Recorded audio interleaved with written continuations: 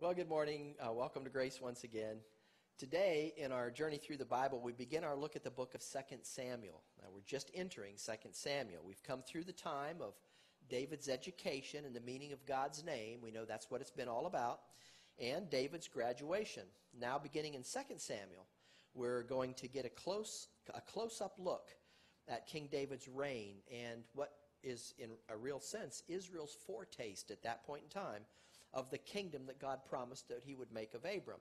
Now, keep in mind that rather than pouring out that second bucket of wrath that Israel contracted for when they swore they could uphold that law contract at Sinai and they could do it consistently and faithfully, they contracted for that second bucket of wrath. But rather than pouring that out, God ushered in an interlude of blessing, as we called it. Some scholars call it Israel's golden age. You can see it on the overlay there in the blue section. Yes.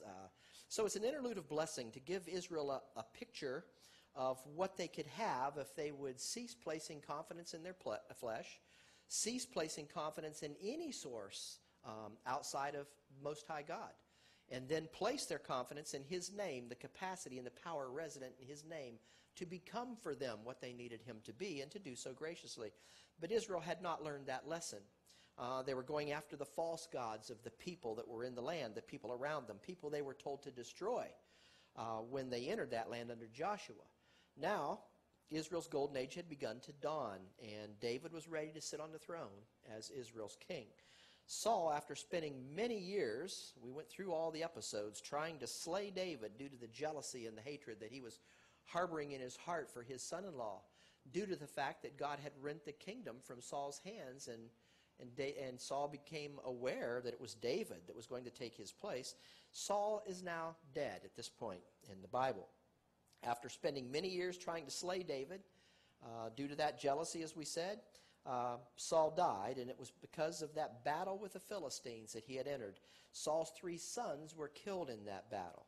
And rather than allowing the Philistines to kill him, Saul took his own life by falling upon his sword. One of those slain sons, by the way, was Jonathan, and that's not a happy note. That story, at this point in our story, it's not a happy story because we see Jonathan's dead, and Jonathan was David's dearest friend. But even though David realized the instability of Saul's mind, David loved Saul, and he dearly loved Jonathan. That's the backdrop as we enter 2 Samuel chapter 1, where Saul's about to... where David, rather, is about to learn of his father-in-law's death and his best friend Jonathan's death. Now, I've updated our David's flight from Saul map. It's a little different from the one we've seen, to include some of the areas that were not visible or not present on our previous map. This new map gives us a little more of the detail that helps us better picture David's location as we begin our journey into 2 Samuel. The curtain opens with David in Ziklag. I think you can see it, or Ziklag. Ziklag, I think, is how it's pronounced. A place given to him by Achish, the Philistine king of Gath. You can see Ziklag toward the bottom of the map, just left of center. It's marked with a star. You can better picture where it is. And, of course, the green arrows point to the places where David was fleeing from Saul. Now, apparently, it had been some time since David feigned madness in Gath, and King Achish, knowing of David's flight from Israel's King Saul, had no problem offering David and his men that territory as a place of refuge. So the king of Gath gave David that territory of Ziklag. Who was in charge of that territory? Well, the king of Gath. The Philistines were in charge of it. And in his reasoning, the king's reasoning, if Israel's king Saul had wanted David dead, the king of Gath was sure that David was no friend of Israel, so why not give him that territory as a dwelling place? As far as Achish was concerned, it was the proverbial, the enemy of my enemy is my friend. And so as long as Israel was against David and David was fleeing from Israel, Gath had no problem. Now, Achish had no problem. Achish had no fondness. And by the way, the word Achish, king of Philistines there, they say that's really a title, not a proper name. But we'll say Achish, and you know it's the king. He had no fondness for the people of Israel. And David had been continually fleeing their king, so why not make David an ally? I'm sure that was in Achish's mind. This would earn David's loyalty. and perhaps benefit the Philistine king down the road in his own battles, especially should a future battle take place with the nation Israel. Now, as far as Achish was concerned, he was going to make David an ally. David dwelt in Ziklag for 1 year and 4 months, the Bible tells us, during which time he and his men conducted numerous raids against the various other Gentile nations or Gentile groups in that region. You can see the green arrows there pointing to David's raids that were taking place from Ziklag. Look back with me at 1 Samuel chapter 27, verses 8 and 9 for a moment, and we'll see what was happening there. And David and his men went up and invaded the Geshurites and the Gezrites and the Amalekites. For those nations were of old, the inhabitants of the land, as thou goest to Shur, even unto the land of Egypt. So that's why David was heading southward there toward Egypt. And David smote the land and left neither man nor woman alive, and took away the sheep and the oxen and the asses and the camels and the apparel, and returned and came to Achish. So David's going back. He utterly destroyed those groups in every place he encountered them. Now, when we think about that, it leaves some to question David's loyalty to Achish. After every raid, as we just said, David would go back to Gath and report to the king. How could David be loyal to a Philistine? A Philistine king, no less, who would rather have had the Israelites, including David, dead if they had known that David was on the Israelite side. But it sounds like a conflict of interest, is it not, that he would be serving or at least be loyal to a Philistine king? By being loyal to the king of Gath, was David not being disloyal to his own nation? Some have questioned that, but certainly the king of Gath had no love for Israel, as we said. The answer is no. David was not being disloyal at all when we understand what was happening and we begin to reason it through. From Ziklag, David had been fighting against those other Gentile, we call them oppositionites in the land. Plus, he made sure that Achish knew about his conquests against those oppositionites. Now, how could the king of Gath be against that? After all, none of those groups that David destroyed could now pose a threat to Gath or to their king. So I'm sure Achish reasoned that David was fighting on his behalf, maybe helping Achish to expand his own territory. David was simply being loyal. Of course, looking back, we now know that David was using his safe abode there at Ziklag to serve his own nation Israel's interests.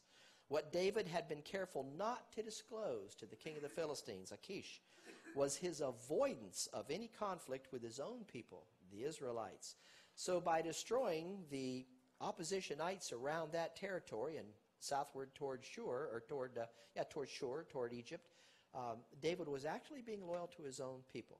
Now, as with the previous 9 books we've examined, we're not going to go into every detail of every story in 2 Samuel. We'd never have enough time. But again, I encourage you to read through these books on your own when you have opportunity. But we'll cover the highlights so you'll know what 2 Samuel is all about. And like the other books we've studied, we'll find some interesting things sitting here in the book of 2 Samuel. It's here at the opening of 2 Samuel, chapter 1, that we see David learning of his father-in-law Saul and his best friend Jonathan's death. Now, if you don't think David loved and honored both of these men dearly, you'll think differently after seeing David's reaction to an unexpected guest to David's abode at Ziklag. And it begins in chapter 1 with verse 2. It came to pass on the 3rd day, there's that 3 number. It came to pass on the 3rd day that, behold, a man came out of the camp from Saul with his clothes rent and earth upon his head. And so it was, when he came to David, that he fell to the earth and did obeisance. And David said unto him, From whence comest thou? And he said unto David, Out of the camp of Israel am I escaped. Escaped out of the camp of Israel. Now that must have raised David's eyebrows. Perhaps one went up and the other stood still. David wanted to know what was going on. What was that all about? So Saul, after departing from David at Ziph, where David had proven that he had no intention of doing Saul harm, had gone to fight the Philistines. This is what happened to Saul. Why would this man now visiting David have had a need to escape from Israel after that conflict? Watch as David pushes the matter a little further in verse 4. And David said unto him, How went the matter? I pray thee, tell me. And he answered, That the people are fled from the battle. That would have been the people of Israel, are fled from the battle. and many of the people also are fallen in the dead. The Israelites are dying. And Saul and Jonathan. Now, did this visitor think David would care about that? No, because like King Achish, this visitor thought David's an enemy of Israel. They've been chasing him down. So he didn't mind saying, the people are fallen, many are dead, and Saul and Jonathan, his son, are dead also. And David said unto the young man that told him, How knowest thou that Saul and Jonathan, his son, are dead? Now this is where David's visitor concocts a story, thinking that in so doing, he'd not only garnered David's favor, knowing that Saul had wanted David dead, he'd save his own neck and possibly gain a handsome reward in return. His fabricated story begins to unfold as we continue in verse 6 through 10. Let's take a look at those verses. 2 Samuel chapter 1, beginning with verse 6.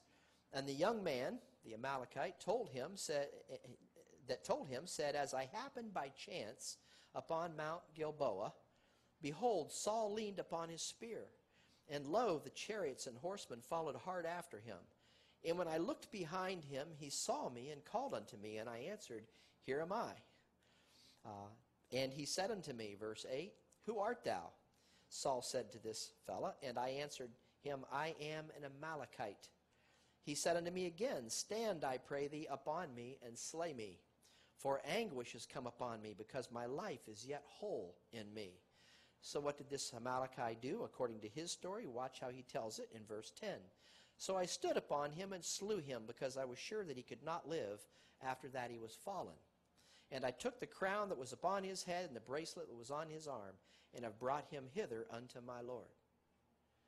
Now, you'd think, well, that was a kind act to kill him when he was suffering. He'd fallen on his sword, but this is all a lie. This fellow was lying to David. What's wrong with his story? Well, number one, Saul took his own life according to what we just read earlier in 1 Samuel. He had asked his armor bearer, if you recall, to kill him in order to prevent the Amalekites from slaying him. Saul did not want the Amalekites to slay him. So he asked the armor bearer to thrust him through with his sword and kill him. But his armor bearer refused. He was afraid, and he refused to grant Saul's request, after which Saul, according to what we read earlier, fell on his own sword, taking his life. Number two, only after Saul's armor bearer saw that Saul was dead did that armor bearer kill himself in like manner as did Saul. So this Amalekite visitor had simply fabricated a story to give himself what he had hoped David would consider a legitimate reason for being in possession of Saul's crown and bracelet. The crown and bracelet that he had stripped from Saul's dead body, and gain a handsome reward in return. You see, like the king of Gath, this Amalekite, knowing of the king of Israel's contempt for David, assumed that David harbored the same contempt in his mind for the nation that Saul represented. He thought David would be pleased as punch that Saul was dead, and that he was proving to David, Saul's dead, I brought you the crown and the bracelet. A third reason why this visitor was trying to rid himself of Saul's possessions, if you reason it through, was that had the Amalekite authorities found him to be in possession of Saul's crown and bracelet, articles that he obviously should have turned in to them, they would have most likely killed him themselves for thievery. This man had simply stolen these valuable items from Saul's dead body when he went to that area, hid them away, and then found himself unable to do anything with them, in my opinion at least, without it being discovered that he had stolen them.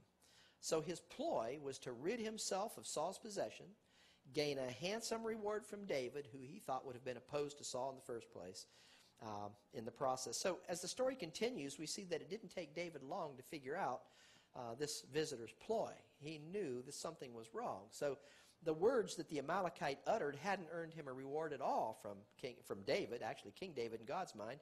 On the contrary, his words earned him a sword, as we see in verses 14 through 16. And David said unto him, How wast thou not afraid to stretch forth thine hand to destroy the Lord's anointed? And David called one of the young men and said, Go near and fall upon him. And that young man smote him, that this Amalekite died. And David said unto him, Thy blood be upon thy head, for thy mouth hath testified against thee, saying, I have slain the Lord's anointed. Out of the mouth comes what's in the thought process, and this is what's happening here. David and his men spent the rest of that day mourning the death of King Saul and David's good friend Jonathan. There's another interesting parallel between David and Christ sitting in this section. The remainder of chapter 1, by the way, is spent in David's weeping over the fall of Saul. Does that remind you of anything? He's weeping, David is weeping over the fall of Saul, the very one who had sought for David's death. Saul had been unable to see that David was always looking out for his welfare. Now, for the parallel, notice this passage about Jesus Christ in Luke chapter 19, verses 41 through 44, and I think you'll see the correlation between David and Christ. Speaking of Christ, verses 41 and 42 state, "And when he, Christ, was come near, he beheld the city." And what did he do? He wept over it. He wept over the city, saying, "If thou hadst known, even thou, at least in this day, the things which belongest unto thy peace, but now they are hid from thine eyes." Does that sound something like what David would have said to Saul? Certainly. That's David's attitude toward his father-in-law. Christ's kingship would have meant peace for Jerusalem, for Israel, had the people recognized him as their rightful Messiah. Instead, the people sought to kill him. What did Christ do? He wept over Jerusalem's fall. Likewise, a recognition and an appropriate appreciation of David's rightful kingship would have brought Saul nothing but peace. That's all David meant for him. And as David proved on numerous occasions, but Saul's eyes were blinded by his hatred, jealousy for David, and his avid desire for David's death. And here we find David weeping over the fall of Saul. The parallels are quite obvious, or they should be, and there are many such parallels in the books of 1st and 2nd Samuel. You can read through these. There's several here that I found that I've not been able to find elsewhere, so you determine whether they are parallels or not as we go through them. When we come to chapter 2 in 2nd Samuel, we find David asking the Lord where he should travel when it came to the cities of Judah. David wanted to be back among his own people, and David was from the tribe of Judah, so he asked the Lord, "Where should I go?" No longer facing the wrath of Saul, David was ready, free and ready to go and be among his own people. This was the homecoming that we know David so longed for. But to which city should he journey first? Well, the Lord had the answer. David was to go to Hebron, where the men of Judah came and anointed him as king over the house of Judah. So you can see Hebron there as he's going up closer toward En-Gedi, where he had been hiding at one time. He's in Hebron. Of course, it's no secret to you folks that Christ is referred to as the Lion of the tribe of Judah, and it's the same tribe that David was from. So being appointed as king over Judah was one thing, but what about the remainder of the tribes of Israel? Because he was not appointed king over the remainder of the tribes. This is where Abner, the chief of Saul's forces, enters the picture. Abner was, a lot of things going on about Abner. We'll show some of them, but this is where Abner comes into play. Abner was the one, if you recall, the man that David humiliated back at Saul's camp when David took Saul's spear and took his flask of water and then disgraced Abner in front of the entire troop there for not protecting his king. That's Abner. And Abner had been duly embarrassed, we're sure, by that episode. So it's easy to see why Abner wanted a son of Saul to be king rather than this young man that had humiliated him, David. Abner wanted the kingship of Israel to remain in Saul's family because he hadn't forgotten, number one, he had not forgotten the humiliation he faced at the hand of David, but there's a second reason we'll show you in a few minutes. Abner had been a major player in Saul's search for David. So now when it comes to appointing a new king, Saul's dead, Abner had who he wanted to reign in mind.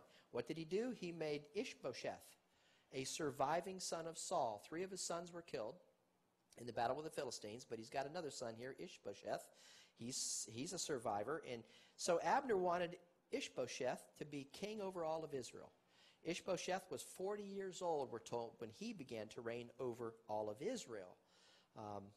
All the other tribes, that is, with the exception of the tribe of Judah, that continued to follow David and had now made David their king. You can read about the conflict between these two groups, one representing David, the other representing Saul, in the remainder of chapter 2 there in 2 Samuel.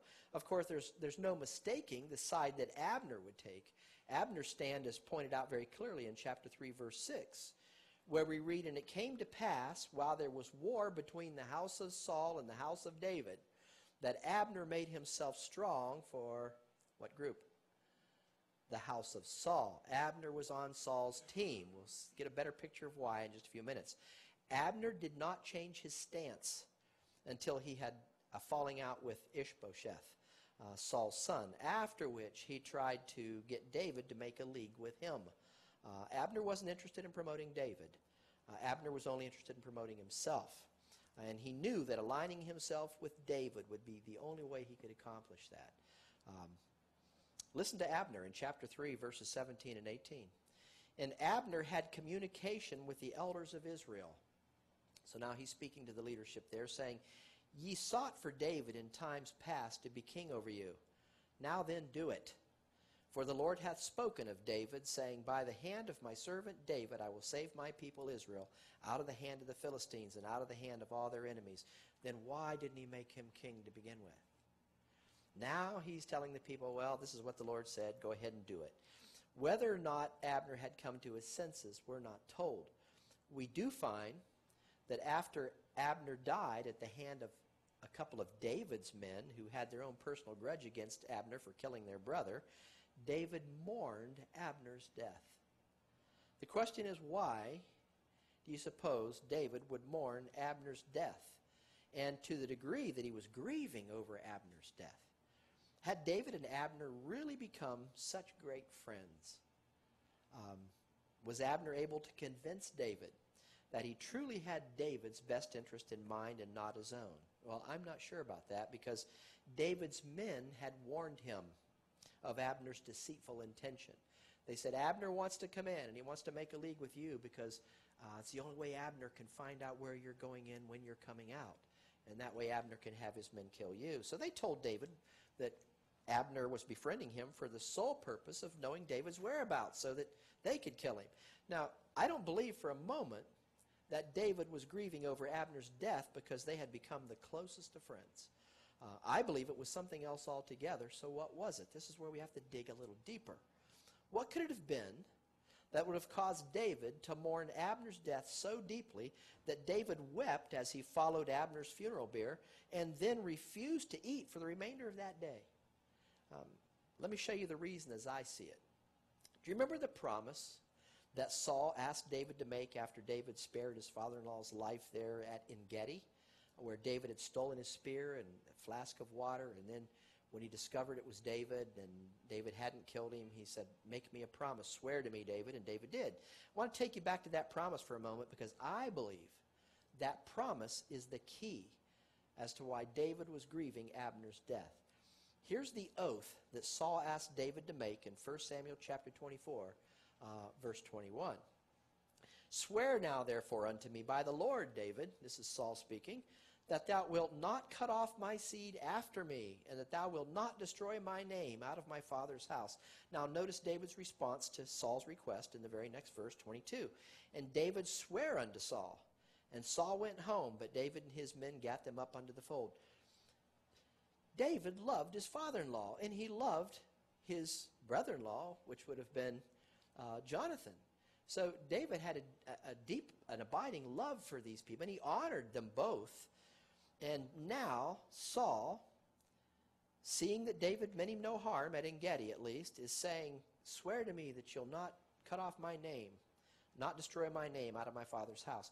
Who was it that had anointed Saul's son Ishbosheth to be king over Israel in the first place? Now you see it. It was none other than Abner. Whatever self-serving purpose Abner might have had or might have been employing with David, Abner had, in a very real sense, fulfilled the promise David made to the father-in-law he loved. Through Abner, Saul's son was able to reign in Saul's stead and thus carry on Saul's name. I believe David honored Abner for the role that Abner played for the king that Abner served, because the king that Abner served was the king that David served and David loved. It's as simple as that. Another great example of David's love for Saul, and not only for Saul but for Saul's son Ishbosheth is seen in chapter 4, where we find the stories of Ishbosheth. And also Jonathan had a son. His name was Mephibosheth, and David was kind to both of them, which is coming up shortly. I'm glad those names are not popular names today. Well, if you do that, if you name one of your children that and you expect me to have a good time with it, you're in trouble. I have enough trouble keeping David and Paul's name straight in our messages. Someone told me last week that I called the Philistines the Philippines. I don't know who caught that, but you have to sort that one out yourself. With all these names, it might be difficult to follow the storyline. So let me give you a lineage diagram that I've developed to help you picture some of the connections in Saul's household. What I didn't tell you earlier is that Abner was not only the chief of Saul's forces, Abner was Saul's cousin. See a connection there? As you can see there on the diagram, from Benjamin's line, from his down line, came Abiel, who fathered Kish and Ner. Kish was the father of Saul. Kish's brother Ner fathered Abner. So Saul and Abner were close relatives. In fact, they were first cousins, which may explain why Saul made Abner the chief of Israel's forces to begin with, and why Abner was insistent on the kingship of Israel remaining in the household of Saul after Saul was dead. It was a family affair. As you can see on the diagram, Saul had 3 sons by his wife Ahinoam. He then went on to have 3 additional sons through his concubine Rizpah. So his 3 sons, by way of Ahinoam, were slain in that battle with the Philistines where Saul took his life. After which Abner appointed his nephew Ishbosheth, Saul's son, by way of his concubine Rizpah, to reign over Israel. You see the family connections there? It was a family affair, and it was to remain a family affair as far as Abner was concerned. At least that is until Saul's nephew Ishbosheth made him angry, and Abner decided to transfer his allegiance over to David. Now, David also had a nephew. His nephew was named Joab, and Joab was put in charge of David's forces. So Joab was David's nephew. You can see the 2 opposing factions here and families from 2 different tribes. One from the tribe of Benjamin, one from the tribe of Judah. David and his nephew Joab being from the house of Judah, Saul and his cousin Abner being from the house of Benjamin. Infighting was taking place within the nation itself. These weren't oppositionites here fighting one another. This is infighting going on within the nation, and at least for a short time. Now, you don't have to get all caught up in the lineage, but sometimes a picture helps us to put the pieces together so that we might better understand the significance in the relationships of these key players, as the case is here in 2 Samuel. Now think back to Abner's role for Saul for a moment. In Abner's position as the chief of Saul's forces, Abner had been responsible for Saul's personal protection, especially when they went out on a mission to try and get David. Now with Saul dead, and Abner having given Saul's son Ishbosheth his father's throne, Abner, of course, retaining his position over Israel's forces, who did that leave responsible for Ishbosheth's personal protection? Why, the answer is Abner again. He still remained the chief. Abner would have been responsible for Ishbosheth's protection from hostile forces, whether they be from within or from outside the nation. But now Abner was dead because 2 of David's men killed Abner unbeknownst to David. Where did that leave Ishbosheth? The one personally responsible for his welfare is now dead. The king, the chief of his forces is dead. I can tell you it didn't leave Ishbosheth in a very comfortable position, as chapter 4, verse 1 reveals. And when Saul's son, Ishbosheth, heard that Abner was dead in Hebron, his hands were feeble, and all the Israelites were troubled. I guess so. Israel had not only lost the captain of their military forces, they'd also lost the one entrusted with their king's protection, Ishbosheth. Ishbosheth's hands were feeble. Now there's a story there, in that he knew that with Abner now dead, he'd soon be losing his grip on the nation Israel, over Israel. And lose that grip he did as a couple of Ishbosheth's military leaders, men from the tribe of Benjamin, no less, men from among his group, took it upon themselves to slay their hand-wringing king. They not only slew him, they beheaded Saul's son Ishbosheth. And then they had the audacity to take that head to David, supposing that, like David's earlier visit the Amalekite, David would be pleased as punch with what they had done. Because just like the king Achish and the Amalekite, they thought David would have as much anger and hatred for Israel as Saul had for him. They thought David would rejoice that they had dispensed with his opposition, whether or not that opposition had been Saul's son or not. I probably needn't read to you how David responded to these men who had taken it upon themselves to remove Saul's name from Saul's house by removing Saul's son from his kingship position. Do you think David was pleased with that outcome? Well, not for a moment. Their fate is revealed to us in chapter 4, verse 12. And David commanded his young men, and they slew them, and cut off their hands and their feet, and hanged them up over the pool in Hebron. These people were serious back in that day, were they not? Aren't you glad well, you don't know, but this is pretty serious action here. But they took the head of Ishbosheth and buried it in the sepulchre of Abner in Hebron. So David told them, kill him. Well, they not only killed him, they cut off their hands and their feet. So where did that leave the nation Israel? Now, reason it through. They were already without a military leader, and now they were without a king, because Ishbosheth himself was dead. Both Abner and Ishbosheth gone.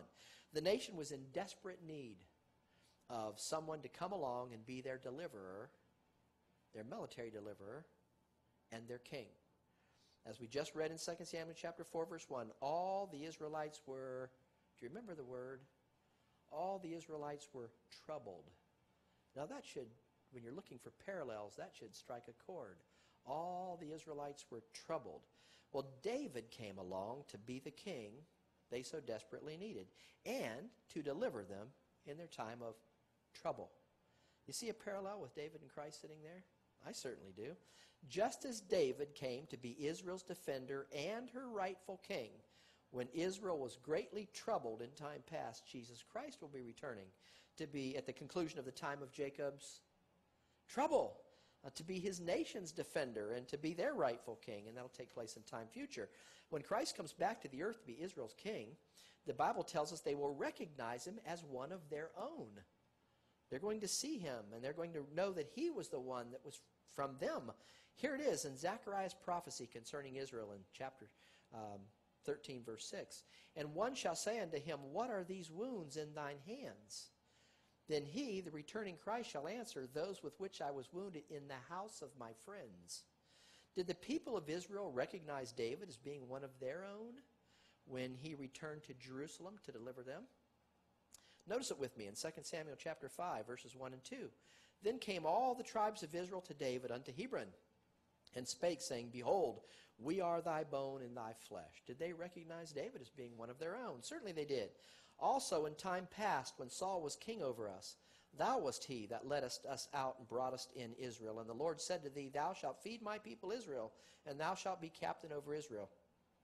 Just as the nation Israel is going to recognize Jesus Christ as being their rightful king in a day yet future, acknowledging him as having been among them and one of their own, the same was true of David when he returned to Jerusalem. The people said, we are thy bone and thy flesh. You're one of us. Parallel after parallel sits in these passages if you begin to look at them. How about this one? Did God not promise that at the time of the return of Jesus Christ to earth, that he would fully institute their promised new covenant? Now, I've not run across this anywhere, but I see this. See if you see it.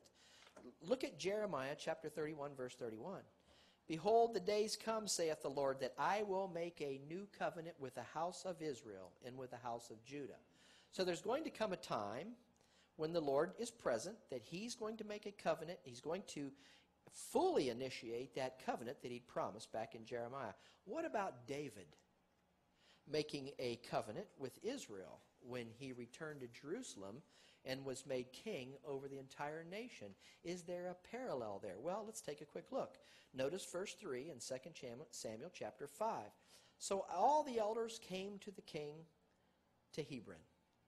Their king's dead, their military chief's dead. Now they're going to David in Hebron before the Lord, and they anointed David king over Israel.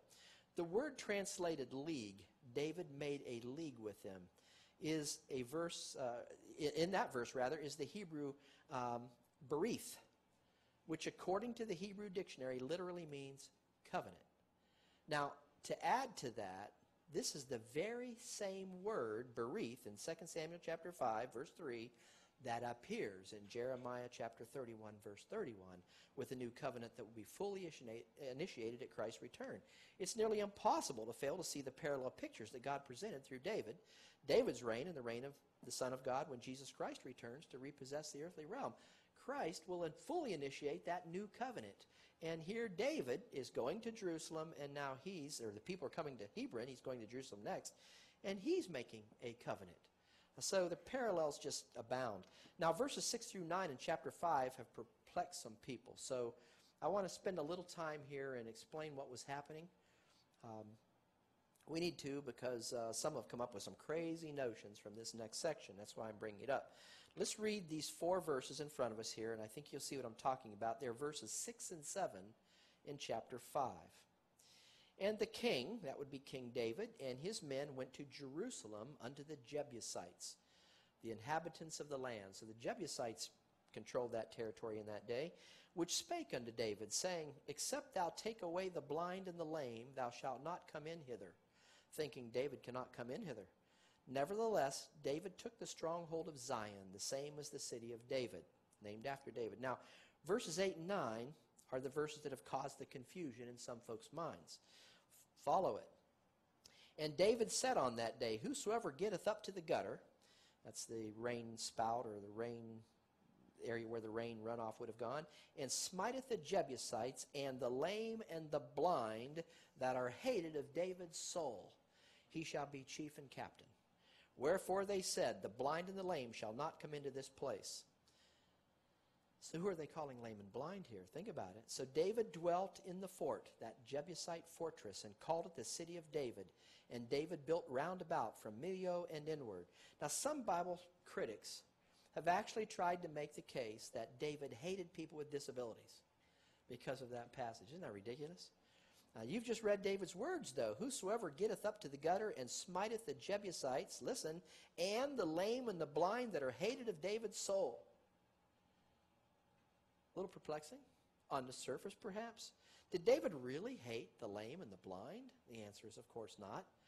Let's return to verses 6 and 7 once again and read them slowly and carefully, and I think you'll see what was happening when David encountered the Jebusites who were dwelling in their walled fortress that they called Jebus, after Jebusites.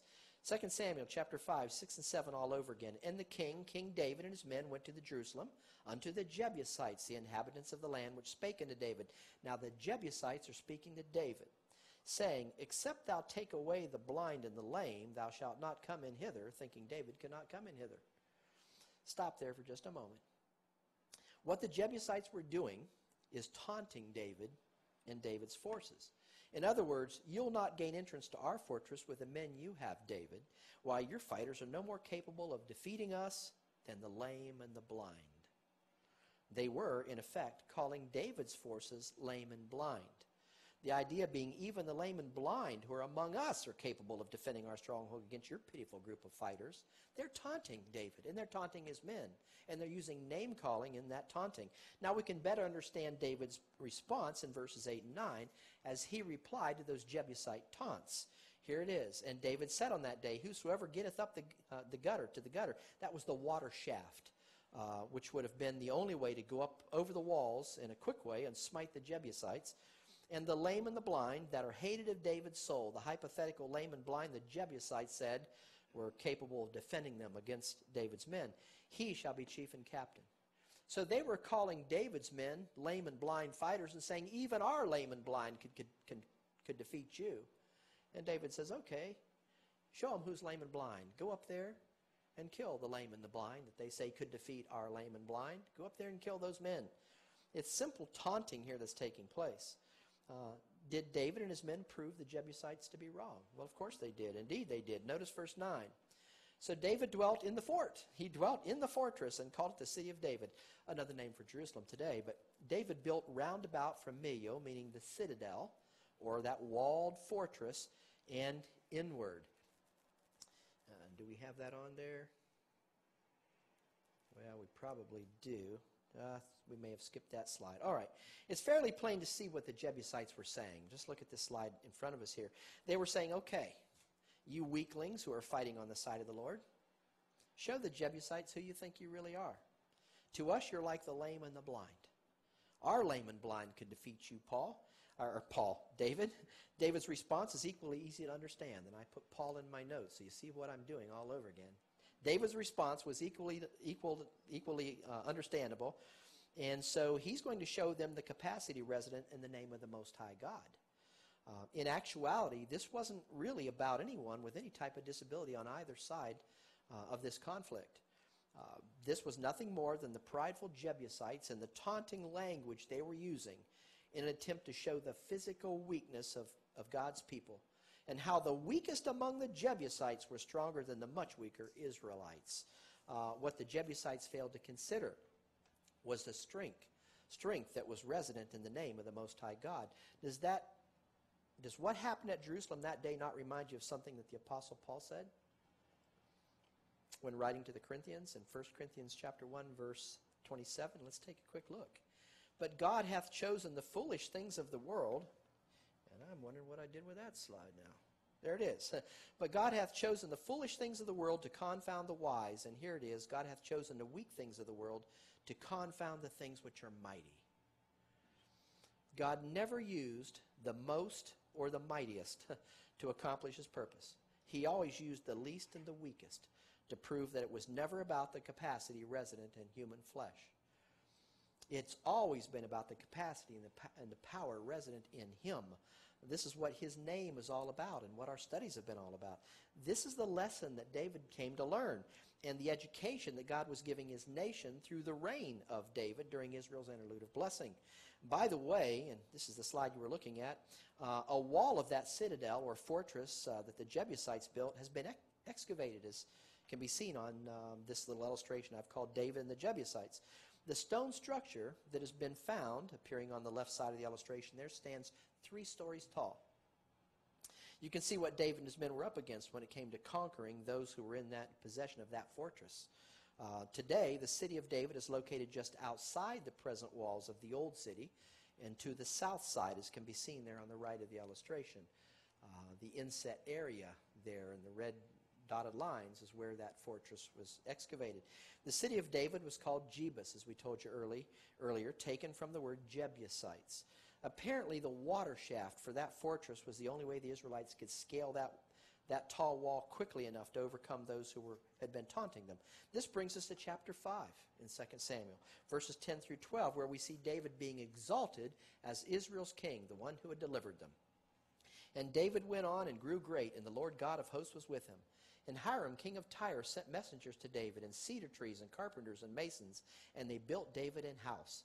And David perceived that the Lord had established him king over Israel, and that he, the Lord, had exalted his, meaning David's kingdom, for his people Israel's sake. So the Lord was giving David victory after victory over those oppositionites that were in the land that God had given to Israel. And we've already seen how the Lord had been David's protector when it came to all those attempts that his father-in-law Saul had made on his life. God was putting his compound Jehovah name into effect for David, and he was doing so graciously over and over again.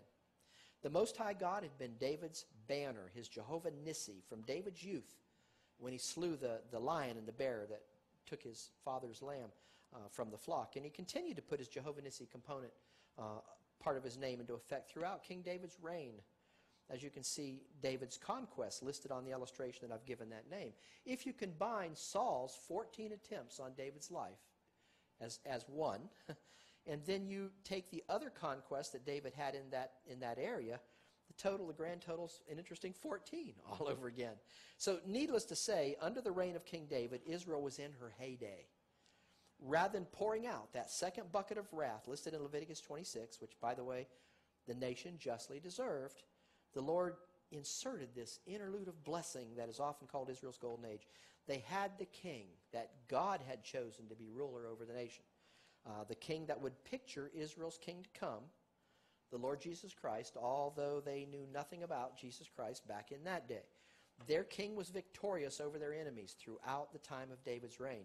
As we read in 2 Samuel chapter 5, verse 10, and the Lord God of hosts was with him. But here again, it wasn't because of David's stellar performance as a man that God had been with David. Like the patriarchs before him, like all the men God chose to use before David ever came along, David had his full share of fleshly flaws. We looked at some of them earlier.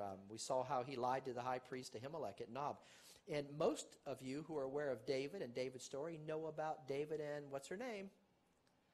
Bathsheba. But is that all you know? Well, we know that story. But notice here, something that the law strictly forbade. Deuteronomy 17, but he, your king, shall not multiply horses to himself, nor cause the people to return to Egypt, to the end that he should multiply horses. For as much as the Lord hath said unto you, you shall not henceforth return no more that way. So far, so good. David had not failed any of those points. But notice verse 17, because Moses wasn't through delivering the law here. Verse 17, neither shall he, any king that is over you, multiply wives to himself, that his heart turn not away, neither shall he greatly multiply to himself silver and gold. Two verses we read just a moment ago, 2 Samuel chapter 5, verses 10 and 12, are remarkable when it comes to King David's relationship at that time with the Most High God. Let's return to those verses once again, because I want to highlight the relationship David enjoyed with the Most High God. We'll put them back to back this time for emphasis, and here they are. Verses 10 and 12 of chapter 5, and David went on and grew great, and the Lord of God was with him. Verse 12, and David perceived that the Lord had established him king over Israel, and that he had exalted his kingdom for his people Israel's sake. The expression, the Lord God of hosts was with David, tells us the Lord was working on David's behalf. There isn't any question about that. We've seen it over and over again. The question is, was the Lord God of hosts with David because of David's fleshly performance? The very next verse, verse 13, the very next verse should dispel that notion rather quickly. Obviously, David hadn't followed the law flawlessly. When he lied to the high priest, we know that. But now notice how closely King David was adhering to the law contract coming up. Watch me carefully as I read the next verse, verse 13. And David, sticking as closely to the law as the law allowed, refused to marry Ahinoam of Jezreel after he'd already been given Michal as a wife by her father Saul. And David refused to take a third wife, Abigail the Carmelite, while he was fleeing from Saul when he was already married to two wives, Michal and Ahinoam. And David refused to take a fourth wife, Maoch, while he was dwelling at Hebron. And David resisted taking a fifth wife, Haggith, while at Hebron. And David flatly refused to take a sixth wife, Abital, while residing in Hebron when he was already married to five wives. And David staunchly refused to take a seventh wife, Eglah, while king over Judah at Hebron. That isn't how the verse reads, is it? You see, David had 7 wives before he ever returned to Jerusalem, where his attack on the Jebusites took place. David had 7 wives before Israel ever chose to make David their king. He had 3 wives before Judah anointed him to be their king. And then he gained 4 additional wives during his kingship over Judah. But he isn't ready. He isn't finished yet. He already had 7 wives when God gave him the victory over the Jebusites at Jerusalem. After which we see the statement, and God was with him. Do you suppose David's wife-taking came to an end after he took up residence in the place he named the city of David? With 7 wives already in the fold, notice what David did after he took the stronghold of Zion, as verse 13 continues his story. And David took him more concubines and more wives out of Jerusalem after he was come from Hebron. And you thought Solomon held the record? Well, he did. But you can see where Solomon was taught, can you not? And there were yet sons and daughters born to David. We're not really told how many wives David had altogether, because we don't know how many he took at Jerusalem, just more. We know he had 7 wives and some concubines during that 7.5 years he reigned as king over Judah at Hebron. We're then told he took additional wives, additional concubines from Jerusalem after he was anointed as king over Israel. Wow, and you thought Bathsheba was David's only distraction? David was a busy man. Each of his first 6 wives bore him a son. Bathsheba bore him 4 sons. So altogether, Scripture records that David had 19 sons by various women and 1 daughter, Tamar. Obviously, no grass grew under King David's feet. And all the while, Sitting in the law contract was the prohibition that no king of Israel was to multiply wives to himself. So the only thing more obvious than the failures of King David's flesh was the power God exercised on David's behalf because of what God had always foreknown about King David's belief. It was never action, it was belief. The law was never given, as you folks well know, to make anyone under that law righteous. The law was given to prove to those under that law program the necessity of God's grace. It was given to them so they'd need see the necessity of placing no confidence in their flesh, but all of their confidence in the name of the Most High God. They'd have to rely solely upon the power resident in his name, and King David was no exception. Throughout all of the situations David faced, he was learning that lesson. And through King David's reign, the nation Israel was able to witness the reality of God putting his name into effect on behalf of his nation, and doing so graciously all the time. God had promised them he would do that before they crossed Jordan and entered the land of Canaan. So you can see how it's all about the lesson of who God is. You may recall the covenant that was made, that God made with Moses there before Israel entered the land of Canaan, where it said he brought a covenant alongside. When you think back to that lesson, not the covenant he'd made with Abraham, but now he's brought a covenant alongside that Bible scholars call the Palestinian covenant. We talked about that in an earlier message entitled Ready for Wrath, speaking of Israel. That lesson's on our website, welcometograce.com, under the resource tab if you want to go back and refresh your minds as to what it was all about. The covenant God made in the book of Deuteronomy was a precursor, in a sense, that goes hand in hand with a covenant now called the Palestinian covenant, to set the stage for the covenant that lies ahead with King David. We used a slide in that earlier covenant lesson. So we'll bring it up here. 7 major aspects of the Palestinian covenant. And this was made before Israel entered their land. So to refresh our minds as to God's promise to exercise his name on Israel's behalf, I'm going to bring that slide to your attention. Here it is. This will be important as we move further ahead in the book of 2 Samuel. So think back on this. In the Palestinian covenant, God promised to be some things for Israel that the nation would never be able to be for themselves, or for God for that matter. In other words, the Palestinian covenant was a promise to the nation that God would, of necessity, exercise his name on Israel's behalf, and that God had known before they ever entered the land, before they ever came to that land, about their incapacity to do as they had sworn themselves capable at Sinai. Now, according to the law contract, in the buckets of wrath God spelled out to them in Leviticus chapter 26, Israel would not merit being able to remain in the land. The Palestinian covenant made that clear to them. They would be cast out of the land, as that 5th bucket of wrath would indeed fall upon the nation in its entirety. God was letting them know in Deuteronomy chapter 30 that they would not remain in the land, but God would one day gather them back. According to the Palestinian covenant, there would come a time when they would acknowledge their national failure under the contract, after which God would gather them and restore them to the land that he promised them. That was the Palestinian covenant. They were being told that their enemies would be judged in that Palestinian covenant, and that Israel would indeed receive her full blessings of the nation. That was the Palestinian covenant. So in essence, through the Palestinian covenant, God was letting Israel know ahead of time that his plan for Israel called for him to put his name into effect for the nation and do it graciously, and that they could trust him to do so. However, while the Palestinian covenant in Deuteronomy 30 told Israel what God was going to do, it didn't spell out to Israel how God was going to do it. That's the covenant that's coming up that God's going to make with David. He's going to tell David how it is that he's going to accomplish what he promised Israel he would accomplish for them.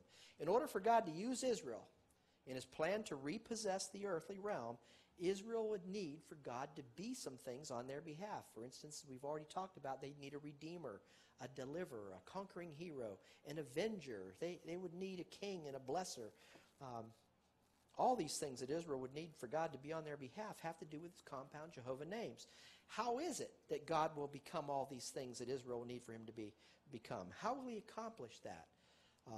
Well, the answer to that question is sitting in the covenant God's now ready to make with David in 2 Samuel chapter 7. We're not there yet, but before we go to chapter 7, Look at this final thing that was happening here in chapter 6.